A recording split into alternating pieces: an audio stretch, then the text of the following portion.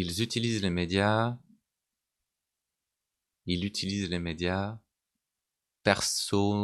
Personne, tu veux dire? Les feats. Comprends pas du tout. Il utilise les médias. J'utilise les médias, moi. Qui utilise les médias? Il utilise les médias pour décrédibiliser Trump. Il utilise les médias pour décrédibiliser Trump. Ouais. Non, les médias sont plutôt incapables de décrédibiliser Trump. Mais c'est bien, tu réponds à ce que j'ai dit un petit peu plus tôt, c'est-à-dire que en fait, euh, les médias défendent Trump de toute leur force pour les médias de droite. Les médias de gauche ne savent pas comment gérer la situation et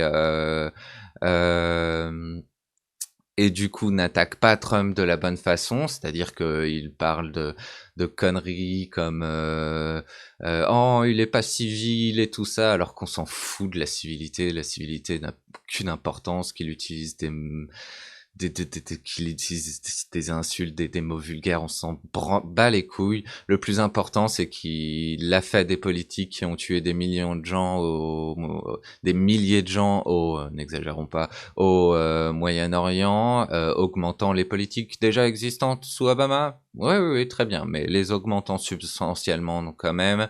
Le plus important, c'est qu'il a criminalisé le fait de simplement venir dans le pays par le moyen qui a auparavant été légal, le seul moyen qui auparavant était légal, et qu'il a enfermé des tonnes de migrants dans des conditions détestables en tuant plusieurs, dont des enfants.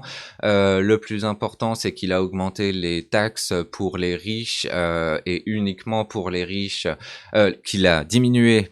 Pardon, j'ai dit l'inverse de ce que je voulais dire, qu'il a diminué les taxes pour les riches, rendant les classes pauvres et les classes moyennes, rendant la vie pour les classes pauvres et les classes moyennes encore plus difficile. Le plus important, c'est qu'il a supprimé une bonne partie de la sécurité sociale que les Américains avaient, rendant encore une fois la vie pour les classes pauvres et les classes moyennes encore plus difficile. Donc tu peux croire la propagande de droite qui est faite aux États-Unis, ce serait certainement que la propagande de droite en France fait la même chose et propage les mêmes idées, mais ce que tu dis, c'est n'importe quoi. Détends-toi, Hugo, prends un thé, t'as la veine sur le front, là. J'ai toujours cette veine sur le front, et t'inquiète pas pour moi, mon gros. Trump veut arrêter les guerres, lui. Trump n'a pas rapatrié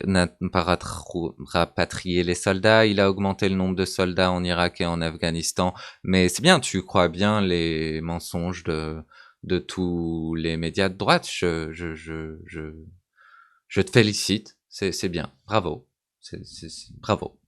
En plus, Trump a failli déclencher la guerre avec l'Iran, puisque Mike Pompeo est un grand fan de déclencher la guerre en Iran. Et Trump a tué le général en chef des armées iraniennes, ce qui, pour n'importe quel autre pays, si ce n'était pas les États-Unis qui l'avaient fait à un pays du Moyen-Orient, aurait été une déclaration de guerre.